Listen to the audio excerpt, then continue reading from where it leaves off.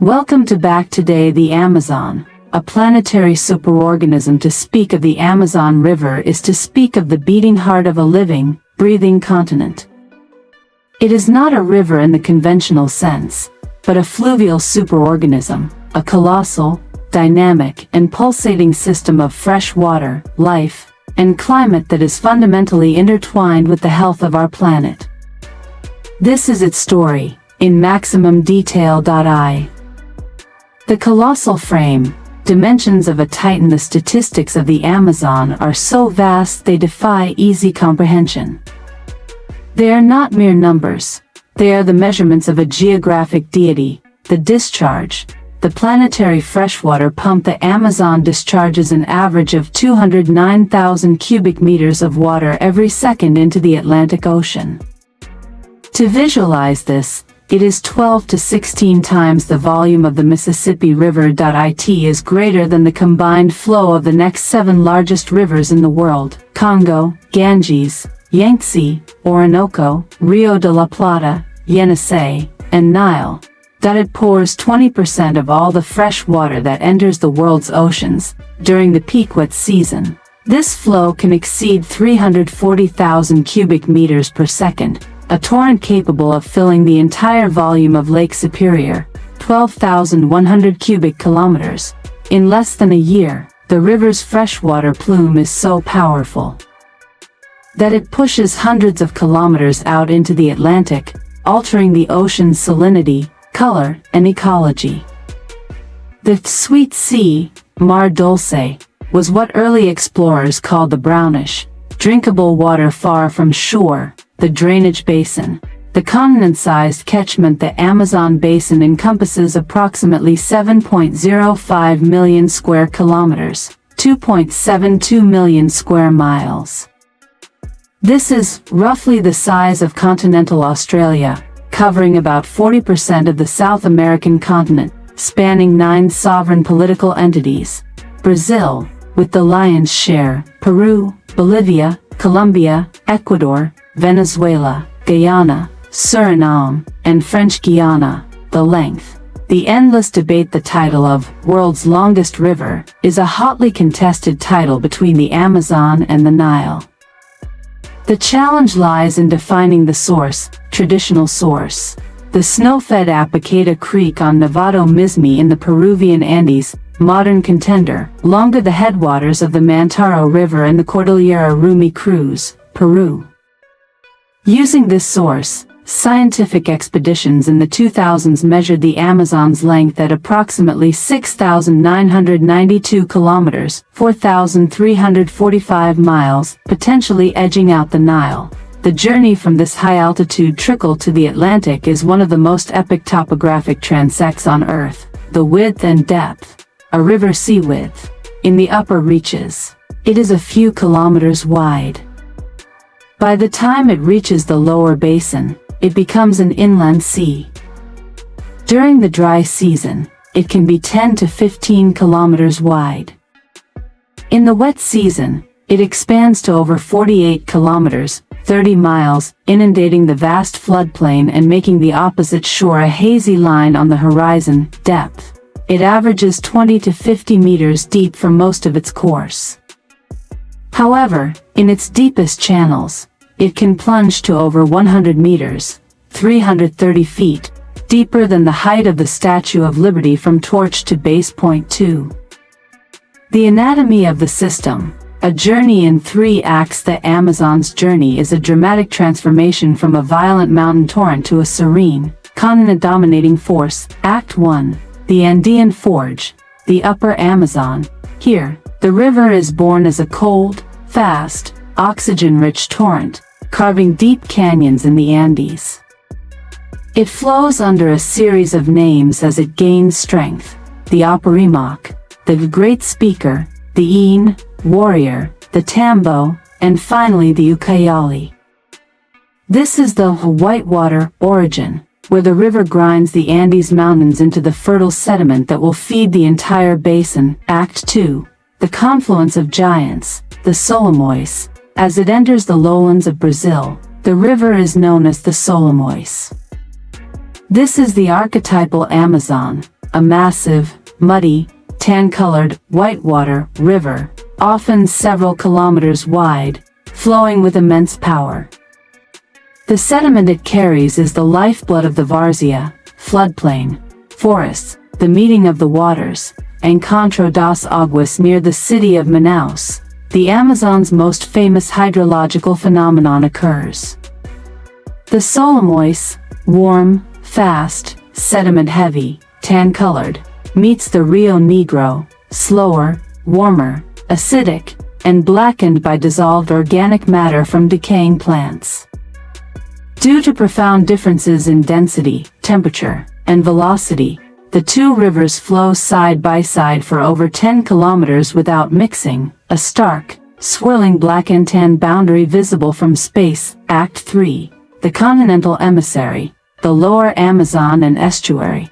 From Manaus to the sea, the unified river is officially called the Amazonas. It becomes a titan, its flow joined by other massive tributaries like the Madeira, Tapajós, and Xingu. The floodplain becomes immense. Its estuary is 240 kilometers, 150 miles, wide. It does not form a classic delta. Its colossal discharge and powerful Atlantic tides sculpt the sediment into a vast labyrinth of channels and islands, dominated by Marajo Island, which is larger than Switzerland, the Pororoca, the roaring tide, a demonstration of the river's raw power. The tidal bore, known as the Pororoca, is a wall of water up to 4 meters, 13 feet, high that thunders upstream during the spring tides. Its roar can be heard for 30 minutes before it arrives, and it can travel hundreds of kilometers inland, reshaping riverbanks and creating a legendary challenge for surfers. 3.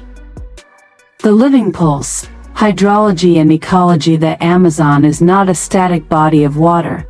It has a heartbeat, the flood pulse. The annual cycle of rains in the basin causes the river to rise and fall by 9 to 12 meters, 30 to 40 feet. This is the master rhythm of the ecosystem.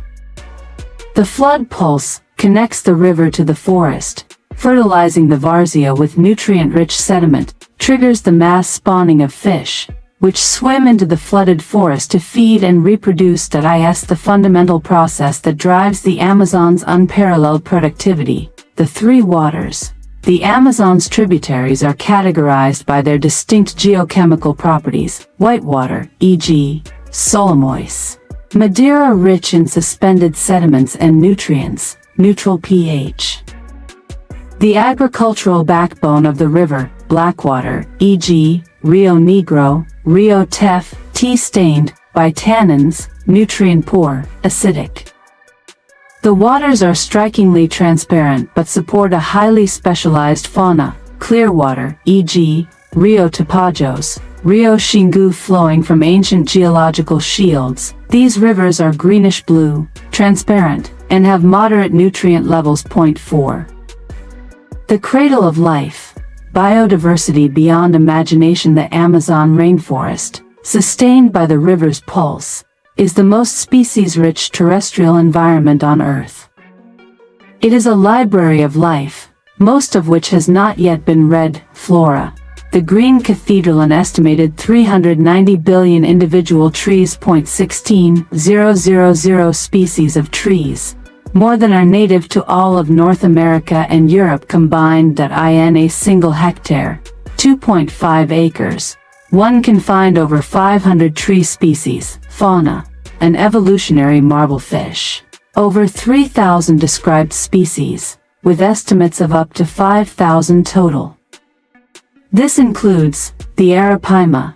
Arapaima gigas, one of the world's largest freshwater fish, reaching 3 meters and 200 kilograms, capable of breathing air. The red-bellied piranha, Pygocentris naturaria, a highly social predator. Its fearsome reputation is largely exaggerated. The electric eel, Electrophorus electricus, not a true eel, but a knife fish that can generate shocks of over 600 volts for hunting and defense. The kangaroo, Vandellia cirrhosa, a tiny, parasitic catfish of infamous legend. Mammals.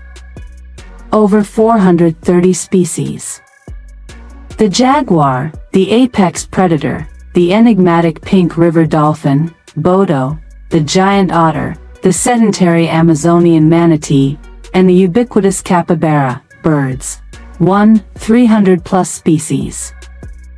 A riot of color and sound, scarlet macaws, keel-billed toucans, the prehistoric-looking hoatzin, and the powerful harpy eagle, capable of snatching monkeys from the canopy, reptiles and amphibians, the green anaconda, the world's heaviest snake, the spectacled and black caiman, and over 1,000 species of amphibians, including the dazzlingly toxic poison dart frogs. The human dimension, history, culture, and knowledge. Indigenous peoples. The basin is home to an estimated 400 to 500 distinct indigenous groups, including dozens of uncontacted tribes who live in voluntary isolation. Their cultures and languages represent millennia of accumulated knowledge about the forest, its plants, and its animals. It is estimated that 25% of modern pharmaceuticals are derived from rainforest plants first used by indigenous peoples. History of exploration. Spanish conquistador Francisco de Orellana was the first European to navigate the river's length in 1542. His accounts of battles with female warriors led him to name the river after the Amazons of Greek mythology. For centuries after, the Green Hell remained largely unexplored by the outside world. The assault, critical threats to the lifeline. The superorganism is under severe, coordinated attack, deforestation, the primary threat. Driven by cattle ranching, 80% of cleared land, soybean agriculture, illegal logging, and infrastructure projects. This is not just habitat loss. It is the dismemberment of the ecosystem, fragmenting the forest into isolated islands. Mining and pollution. Illegal artisanal gold mining is a scourge, using mercury to amalgamate gold. This mercury then contaminates rivers, poisoning fish and the humans who eat them, leading to devastating neurological damage. Oil extraction leads to chronic spills, poisoning soil and water. Damming. Massive hydroelectric dams, like the Belo Monte Dam on the Xingu River, are metabolic inhibitors. They block the flow of sediment and nutrients, disrupt the migratory routes of vital fish species, and alter the fundamental flood pulse that the ecosystem depends on. Climate change. This is the existential threat. The Amazon plays a crucial role in sequestering carbon. However, a combination of deforestation and a warming, drying climate is pushing the system toward a catastrophic tipping point. Scientists fear that if 20 to 25% of the forest is lost, it could trigger a dieback, transforming large portions of the resilient rainforest into a dry, fire-prone savanna. This would release billions of tons of stored carbon into the atmosphere, accelerating global warming beyond control. Conclusion. The choice before us. The Amazon River is more than a South American landmark. It is a planetary life support system. It regulates global carbon cycles, influences weather patterns as far away as North America, and harbors a significant portion of Earth's genetic library. Its current state is a barometer for our relationship with the natural world. The assault on the Amazon is an assault on the stability of our global climate and the irreplaceable biodiversity of our planet. The fate of this colossal, living river is, inextricably, our own.